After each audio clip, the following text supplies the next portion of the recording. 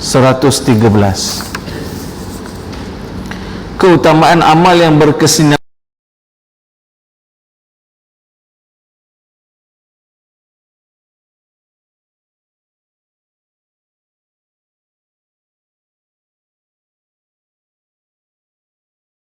daripada yang lainnya. Di amal perbuatan ni Allah sendiri, Nabi begitu juga menyatakan adanya peringkat-peringkat. Ada yang Allah lebih suka, jadi dinyatakan demikian. Tujuannya apa? Supaya kita pilih mana yang Allah suka, yang Allah lebih utamakan, yang lebih banyak ganjaran, kita usahakan. Ayat-ayat Al-Quranul Karim dan Sunnah Rasulullah SAW menegaskan demikian. Antaranya firman Allah Ta'ala, Al-Quranul Rajim, Aja'altum siqayatal haji wal masjidil haram kaman amana billahi wal yawmil akhir fi sabilillah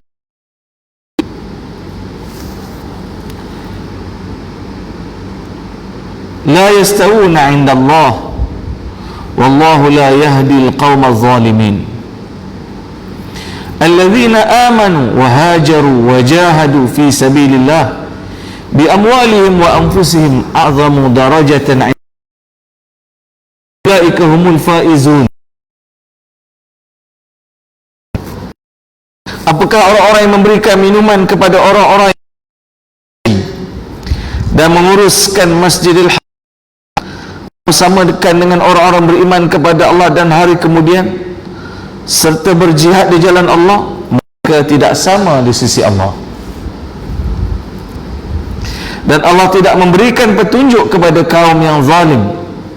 Orang-orang yang beriman dan berhijrah serta berjihad di jalan Allah dengan harta benda dan diri mereka adalah lebih tinggi darjatnya di sisi Allah, dan itulah orang-orang yang mendapat kemenangan. Dalam hadis Nabi SAW menjelaskan bahawa iman ada 60 lebih cabang atau 70 lebih cabang. Yang paling tinggi bagi iman ialah kalimah, yakni kalimah la ilaha illallah. Dan yang paling rendah bagi iman, kata Nabi, ialah menyingkirkan benda yang menyakitkan orang ramai di perjalanan. Jadi maknanya ada dalam kita punya amal ni, dia punya tahap-tahapnya. Paling rendah kita buang perkara yang menyakitkan di perjalanan. Paling utama ialah apa? Kita mengesahkan Allah, kita mengucapkan la ilaha illallah Muhammadur Rasulullah, dan kita menghayatinya serta melaksanakan dalam kehidupan. Itu yang paling utama. Kedua dalil tersebut di atas menunjukkan bahawa cabang-cabang keimanan tersebut berperingkat-peringkat dan berbeza-beza darjatnya di sisi Allah. Perbezaan darjat dan peringkat amal perbuatan tersebut bukanlah suatu perkara yang sia-sia, bukan Nabi sebut saja-saja tanpa maksud tertentu, namun ianya merupakan satu peringkat dan darjat yang telah diberikan ketentuannya tersendiri sehingga antara satu dengan lain adalah berbeza. Antara perkara-perkara yang dapat membezakan peringkat amal perbuatan, yang pertama, bahawa amal perbuatan yang berkesinambungan, yang ada ad-dawam, ada berkesinambungan, berterusan, bermakna perbuatan itu sentiasa dilakukan dan dikerjakan secara terus menerus tanpa mengenal henti ataupun terputus di tengah jalan, seperti dijelaskan oleh Nabi SAW.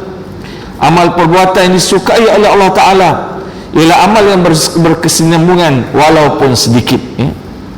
Hadis ini sahih, diriwayatkan oleh Bukhari dan Muslim daripada Aisyah. Nabi kata, khairul a'mali adwamuha wa in qalla. Sebaik-baik amalan ialah dilakukan secara berterusan walaupun sikit. Walaupun sikit. Kita sedekah, berterusan, itu lebih utama. Bagi 1000, lepas itu tak bagi. Kalau 1000 lagi baiklah. Tapi yang baik kita asuh diri kita berterusan, RM1. Setiap lepas subuh kita bagi RM1 ke, bagi RM1, bagi RM1, atau 50 sen ke, tapi setiap hari 50 sen, RM1, RM5, RM10, berterusan itu sangat disukai. Khairul a'mali adwamuha, amalan yang paling disukai oleh Allah ialah yang dibuat secara berterusan. Kita asuh diri kita, memang membuang sifat kikir ni bukannya mudah, dia kena tarbiyah. Allah kata apa? Barang siapa yang dapat menghindarkan dirinya daripada sifat kikir, faulaika humul muflihun, mereka itulah orang-orang yang berjaya. Jadi kena asuh. Kita ajar diri kita, mula 5 kupang dulu bagi. Wajibkan diri kita bersedekah setiap hari. Setiap hari wajibkan diri kita bersedekah. Oi, hari-hari ustaz gunung beruntuh. Tak semestinya banyak. Tak, bukan RM50 sehari. Bagilah RM1 sehari. Atau tak boleh RM1, bagi 50 sen. Tak boleh 50 sen, 20 sen. 20 sen. Yang pentingnya setiap hari kita kena biasa diri kita bersedekah. Jangan ada hari-hari yang berlalu kita tak melakukan sedekah. Kerana amalan yang paling baik ialah yang dilakukan secara berterusan. Bila kita ada ad-dawam, ada berterusan, ada kesinambungan pada amalan, sekiranya satu masa kita tak dapat melaksanakannya dengan sebab-sebab tertentu, pahala kita akan terus berjalan. Kerana kita mulazamah, kita membiasakan diri kita melakukan perkara tersebut. Contohnya kita biasa sembahyang masjid, bukan? Kita biasa sembahyang masjid, tuk tak boleh sembahyang masjid.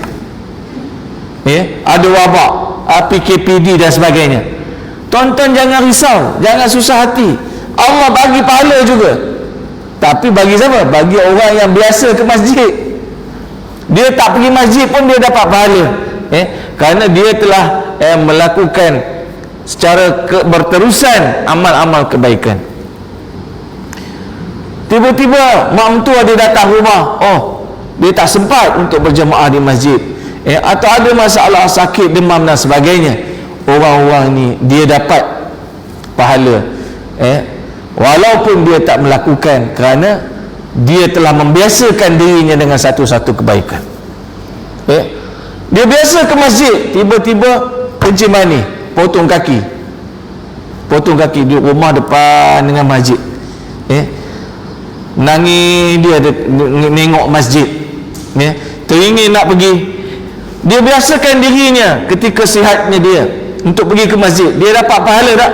Dia dapat pahala ke masjid kerana dia telah membiasakan diri dia dengan berjamaah di masjid. Begitu juga kebaikan-kebaikan yang lain. Kalau dia melakukan secara berterusan, dia dapat pahala walaupun dia terhalang melakukannya dengan sebab-sebab tertentu.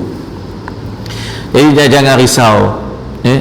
Allah macam mana ni, kalau kita boleh datang berjemaah itu lebih baik, tapi kalau tak boleh nak buat macam mana? Tuan-tuan, kita jangan main-main dengan wabak ni. Wabak ni adalah benda yang real, yang berlaku. Kalau tak kena kita, tak apa lagi. Kalau kena macam mana? Dulu kita mula-mula dulu tak? Kawan kita kontak rapat, dia kena kuarantin. Saudara kita, lepas tu bukan kontak rapat lagi, saudara kita, kawan kita pula positif COVID. Positif. Saudara mara kita pula positif. Maknanya orang yang dekat kita ada positif. Lepas itu apa jadi? Saudara mara kita mati dengan COVID. Kemudian ada yang adik-beradiknya mati dengan COVID. Jadi benda ni real. Jadi kita tak boleh main-main dengan wabak ni.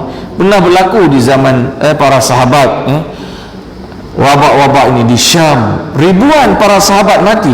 Dirar bin Azwar, Syarhabil bin Hasanah, dan lain-lain sahabat. Abu Ubaidah Al-Jarrah mati dengan ta'un, dengan wabak. Dan cara pencegahan yang disebut oleh Nabi SAW dalam hadis, untuk kita elakkan diri kita pergi ke tempat wabak. Kalau kita berada di tempat kita wabak, kita juga disuruh untuk elakkan pergi ke tempat orang. Yang pentingnya elakkan pergerakan yang banyak. Ini diajar oleh Nabi dan kita hari ini kena amalkan. Apatah lagi pihak pemerintah melaksanakan perkara yang demikian. Kita usahalah sedaya upaya untuk patuh. Dijangka kita ada herd immunity lebih kurang 4 atau 10/9 nanti. Herd immunity ini ialah apabila vaksin telah mencapai satu tahap di mana ramai, majoriti rakyat dah dapat vaksin. Jadi bila capai herd immunity, peratusan untuk kebarangkalian untuk berlakunya kematian berkurangan. Bila tuan-tuan dah vaksin, jangan tuan-tuan ingat tuan-tuan takkan kena COVID. Di Maib KL tu berlambat-lambat orang yang dah vaksin positif juga. Cuma orang yang ada 2 vaksin ni, bila dia positif, dia punya sakitnya kurang. Dia tak seteruk orang yang belum divaksin. Jadi kita kena jaga.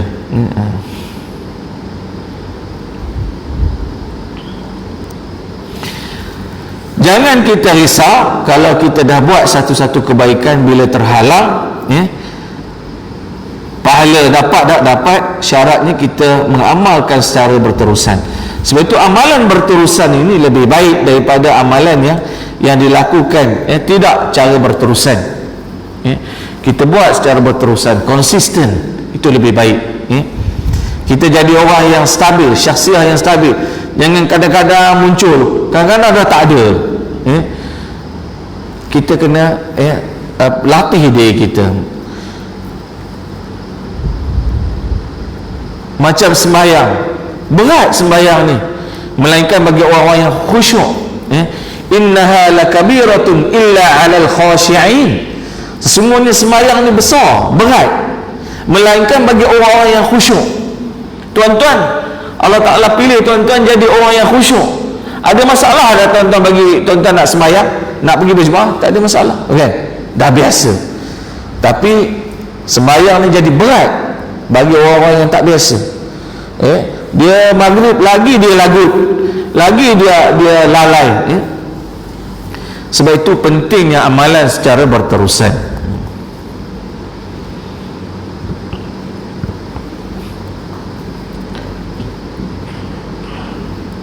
Imam Bukhari dan Muslim meriwayatkan daripada Masruq, katanya, aku pernah bertanya kepada Aisyah radhiyallahu anha, apakah amalan yang sangat disukai oleh Rasulullah? Baginda menjawab, amalan yang berkesinambungannya, yang ada ad-daim, yang berterusan. Hadis ini juga muttafaqun alaih, hadis yang sahih. Diriwayatkan pula daripada Aisyah radhiyallahu anha bahawa pada suatu masa Baginda SAW datang kepadanya, dan baginda melihat ada seorang perempuan yang sedang bertamu kepadanya. Lantas baginda bertanya, siapakah wanita ini? Aisyah menjawab, si Fulanah binti Fulan, iaitu seorang perempuan yang sangat banyak menunaikan solat.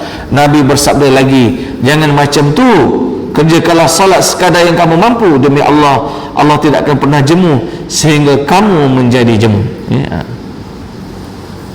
Maknanya kita buat tu pada kadar yang sederhana, yang tidak keterlaluan, jangan sampai menjadikan kita jemu. Kita buat secara sederhana dan berterusan. Sederhana dan berterusan itu lebih baik. Aisyah berkata, amalan agama yang paling disukai Nabi SAW ialah amalan yang dilakukan seseorang secara berkesinambungan, terus menerus. Amalan agama meskipun sedikit tetapi ianya dilakukan secara berterusan, maka akan menimbulkan berkah dan rasa semangat di dalam diri orang yang melakukannya. Berbeza dengan amalan yang dilakukan secara banyak sekaligus, yang akan menimbulkan rasa penat, jemu dan bosan. Penat, jemu dan bosan. Dia tak biasa qiyamul lail, dia nak qiyamul lail satu malam 3-4 jam. tak tidur-tidur, boleh 3 malam je lah. Tapi kalau orang dah biasa macam mana? Dia bangun pukul 4:30, dia santai-santai je, dia qiyamul, dia baca Quran, dia solat, jadi tak ada masalah pada dia sebab dia dah biasa tidur awal. Berbanding dengan kita tak tidur langsung semalam malam, tak tidur-tidur, ni Nabi tak suruh begitu. Jangan kita ada pressure dalam hidup kita ni, menyebabkan kita bosan, kita jemu, atau kita tak dapat melakukan secara terus menerus. Sebab itulah bahawa amalan sedikit yang berterusan adalah lebih baik daripada amalan yang banyak yang terputus-putus. Jadi aulawiyat kita bincang pada malam ni ialah tentang mana yang lebih baik, amalan berterusan ataupun amalan yang terputus-putus. Yang lebih baik ialah amalan yang dilakukan secara berterusan. Kerana baginda Nabi SAW sentiasa memperingati umatnya untuk tidak mengambil sikap yang sangat keras dan melampaui batas dalam perkara agama sehingga keluar daripada batas kemampuan manusia. Dalam sebuah hadis Nabi SAW berpesan, maksudnya lakukanlah perintah agama dengan sederhana, kerana sesungguhnya siapa yang mencuba melampaui batas melampaui batas kemampuan dalam beragama pasti akan kalah. Jadi yang paling baik ialah khairul a'mali adwamuha wa in qalla, khairul umuri awsatuha. Dalam hadis lain juga disebut sebaik-baik urusan ialah dilakukan secara sederhana. Sederhana ni maknanya apa? Maknanya kita buat patut-patut, tak lebih tak kurang. Kita buat tepat. Semayang Zuhur 4 rakaat buat 4 lah. Bukan maknanya kita kurang jadi 2, melainkan kalau kita jamak qasar. Jadi buat secara tepat, bagi nafkah pada isteri secara tepat, secara sesuai, secara wajar, tak lebih tak kurang. Sederhana. Anak-anak kita bagi nafkah pada dia secara sesuai. Jangan kita cuai dalam memberikan nafkah pada anak-anak. Mendidik mereka begitu juga, secara sederhana, bukan maknanya tengah-tengah. Sederhana ni bukan tengah-tengah. Sederhana ni maknanya buat benda tepat, sesuai. Sederhana ni bukan maknanya kadang-kadang pergi masjid, kadang tidak. Sederhana, tak payah lebih-lebih. Dah. Sederhana ni maknanya buat benda tepat. Awsatuha, itu yang dia katakan pertengahan. Khairul umuri awsatuha, sebaik-baik urusan ialah lakukan secara sederhana. Sederhana ni bukan makna tengah-tengah. Sederhana ni bukan makna kadang-kadang. Sederhana ni maknanya buat tepat. Itu sederhana. Wajar, sesuai, itu maksud sederhana. Jangan salah faham. Jangan Allah, kita Islam ni tak boleh lebih-lebih sangat. Saya ada kadang-kadang pergi masjid, kadang maghrib saja, kadang tidak. Sederhana ni bukan kadang-kadang, sederhana ni tepat. Kadang-kadang saya semayang, kadang-kadang tak semayang, sederhana. Itu salah faham. Bila kadang semayang, kadang tak semayang, itu bukan sederhana. Itu udah ngelat, tak betul. Bukan sederhana tu, salah faham tu. Baik. Sebab-sebab datangnya hadis ini adalah seperti yang diriwayatkan dari Buraidah, katanya, dan aku keluar pada satu hari untuk satu keperluan, tiba-tiba di tengah jalan aku berjumpa dengan Nabi SAW. Kemudian baginda memegang tangan saya dan saya pun berjalan seiring bersama.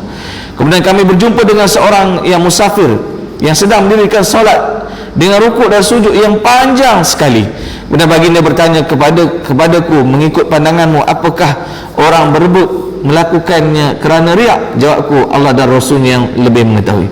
Kemudian baginda melepaskan tangannya dari genggamanku dan merapatkan kedua belah tangannya, meluruskan ke hadapan dan mengangkatnya ke atas seraya bersabda, maksudnya, lakukanlah perintah agama dengan sederhana, iaitu sesuai dengan kemampuan diri, kerana sesungguhnya siapa yang mencuba melampaui batas kemampuan agama pasti akan kalah, kata Nabi. Pasti akan kalah, pasti akan berundur diri kerana jemu, kerana bosan, akibat daripada melampau dalam melakukan. Jadi kita buat urusan sesuai dengan kehendak, bukan kita bertindak kurang ataupun melampaui batas. Macam tadi sahabat melihat orang yang rukuk panjang sangat atau sujud panjang sangat, bolehlah sujud panjang tapi jangan terlalu panjang. Nanti akan timbulnya kejemuan, kesusahan dan sebagainya.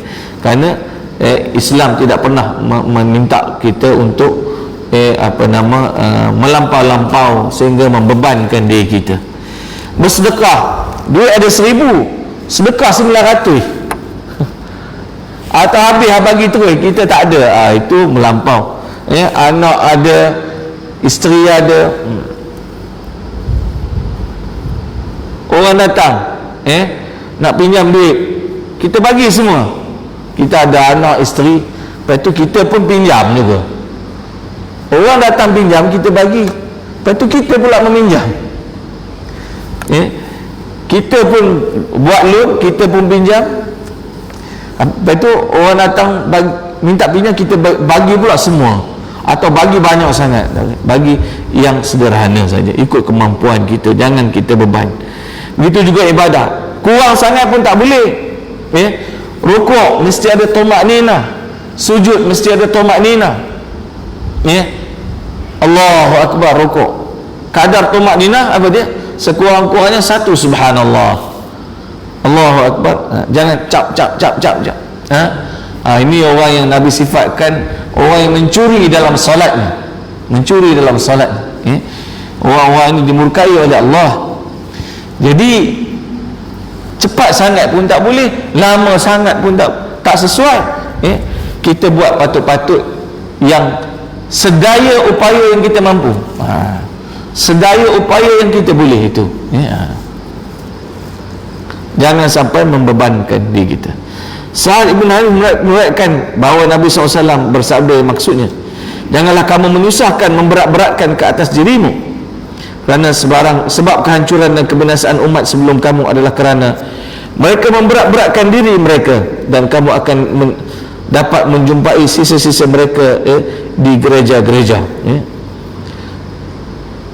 dan di rumah-rumah ibadat. Maksudnya bukan Islam, berlebih-lebihan. Orang Kristian berlebih-lebihan jaga diri sampai tak kahwin. Allah suruh ke sampai tak kahwin? Tak, kahwin.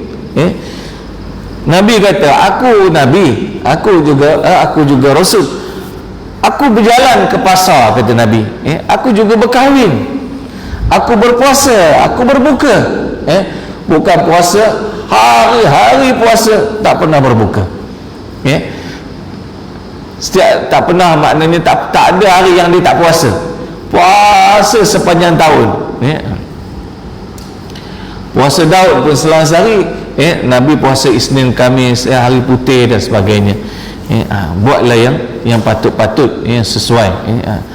Jangan berlebihan, ibadat semata-mata tak bekerja, ini tak betul juga.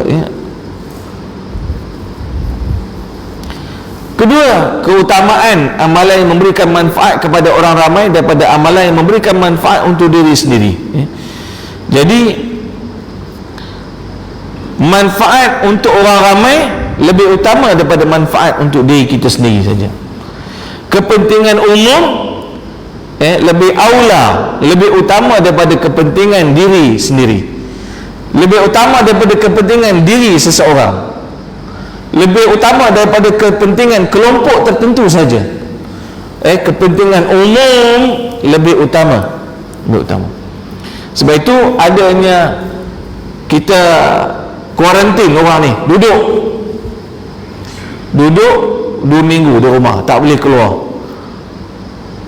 Mudarat tak pada dia? Susah pada dia? Susah.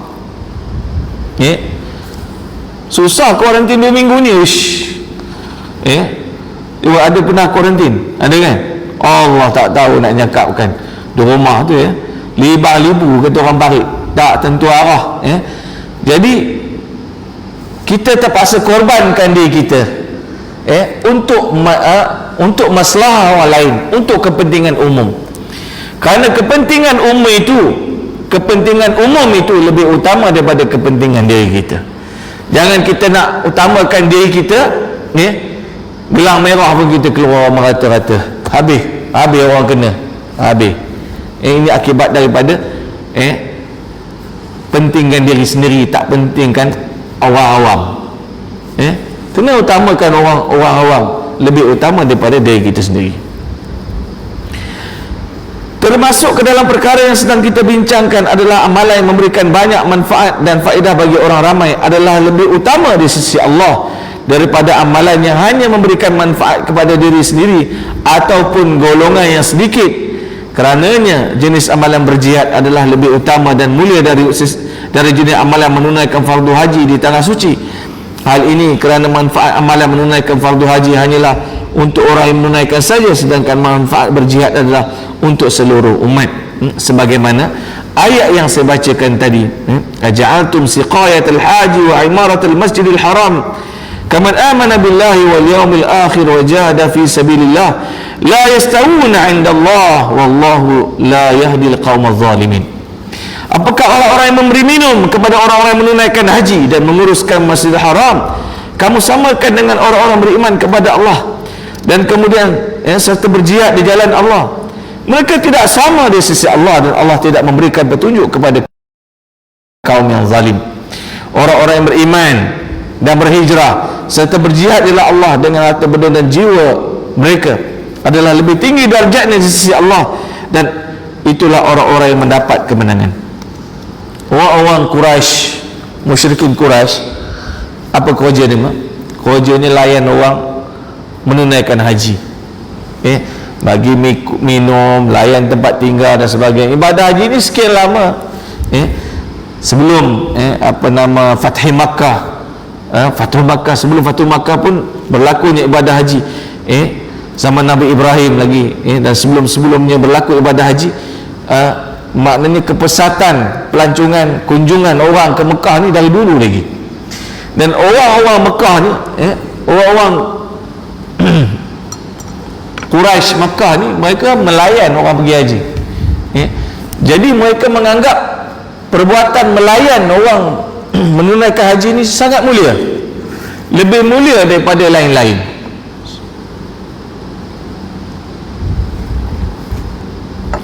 Lebih mulia daripada orang yang berhijrah, lebih mulia daripada orang yang beriman, lebih mulia daripada orang yang berjihad. Sedangkan apa kata Allah? La yastawuna 'indallah, tak sama di sisi Allah. Orang yang beriman itu lebih utama, orang yang berjihad itu lebih utama. Kalau bagi minum pada orang menunaikan haji, tak ada iman, tak ada makna. Kerja Masjidil Haram tu, bagi minum orang pergi haji, kerja memanglah. Tapi kalau tak beriman, tak semayang, tak patuh perintah Allah, tak ada makna, tak ada makna. Dia dianggap zalim. Orang yang zalim ni orang yang tak meletakkan sesuatu pada tempatnya. Patutnya dia kena beriman. Dan kerja-kerja itu memang mulia, memang baik, tapi jihad itu lebih utama, hijrah itu lebih utama, patuh perintah Allah dan Rasul itu lebih utama daripada perkara-perkara lain, hatta bagi minum kepada orang yang menunaikan haji. Walaupun mencuci Masjid Haram, walaupun membersihkan Kaabah, sama tak dengan jihad, sama tak dengan iman? Iman lebih utama lagi, jihad lebih utama lagi, hijrah lebih utama lagi. Jadi sebab itu jangan salah faham dengan perkara ini.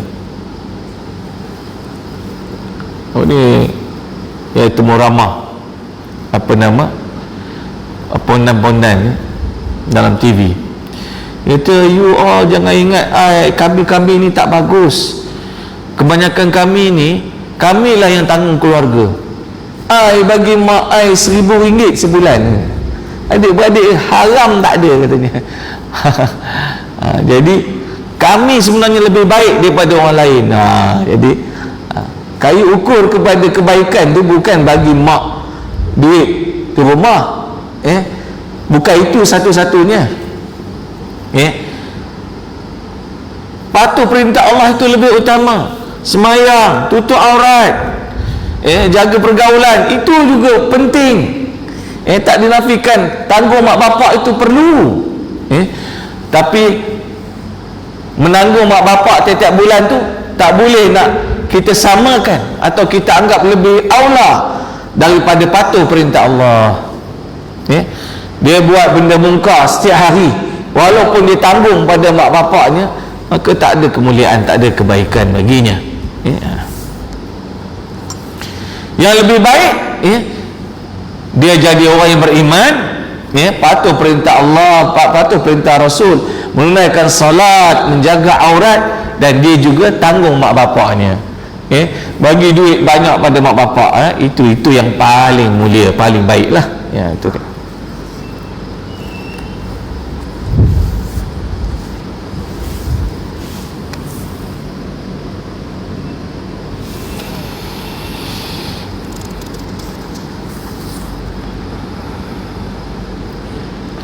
Abu Hurairah berkata, salah seorang sahabat pernah berjalan melalui sebuah tempat yang ada mata air tawar yang mengalir tidak henti-henti.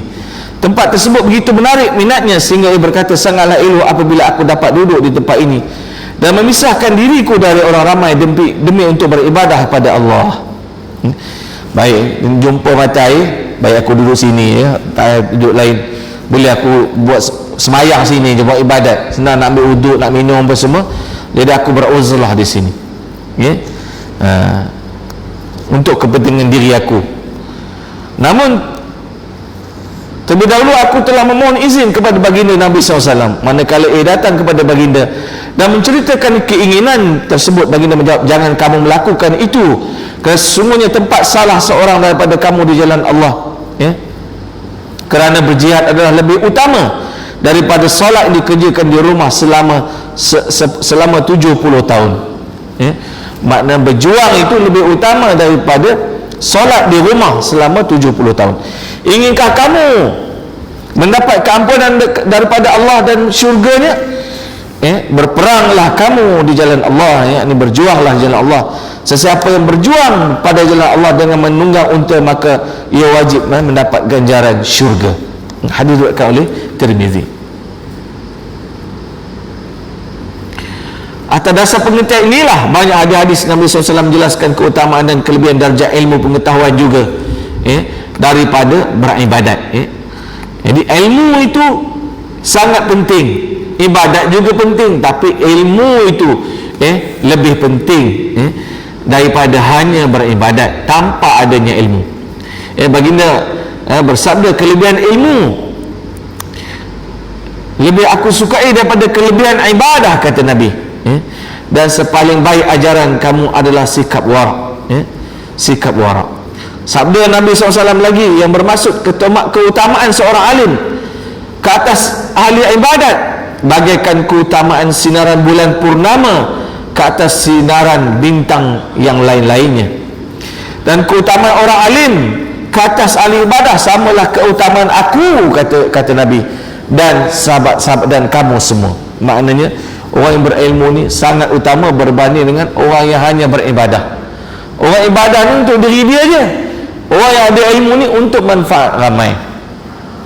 Jadi kita jangan pentingkan diri sendiri, jangan nak lepas diri kita, orang lain terkorban, orang lain bermasalah. Masalah diri kita kaitkan dengan masalah-masalah umum, masalah organisasi kita, masalah negeri negara kita. Kenapa jadi masalah? Kerana kita nak lepaskan tekak kita, kerana kita nak lepaskan masalah kita.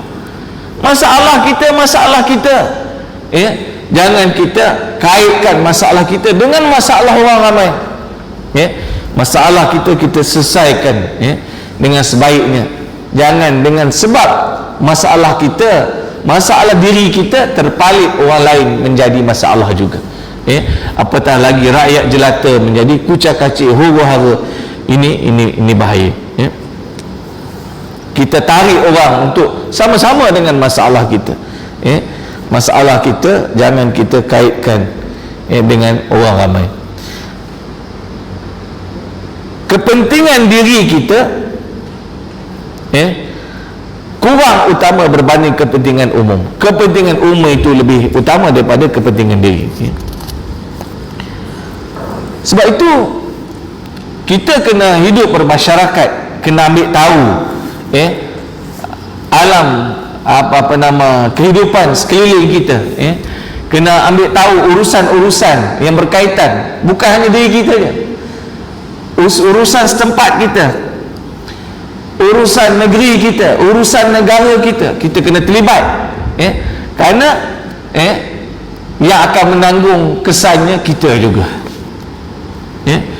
Kita mengeluh orang seleweng, orang rasuah, dalam masa sama kita tak nak ambil tahu politik, kita tak nak ambil tahu perkembangan semasa. Ini bahaya. Kita kena ambil tahu perkembangan semasa.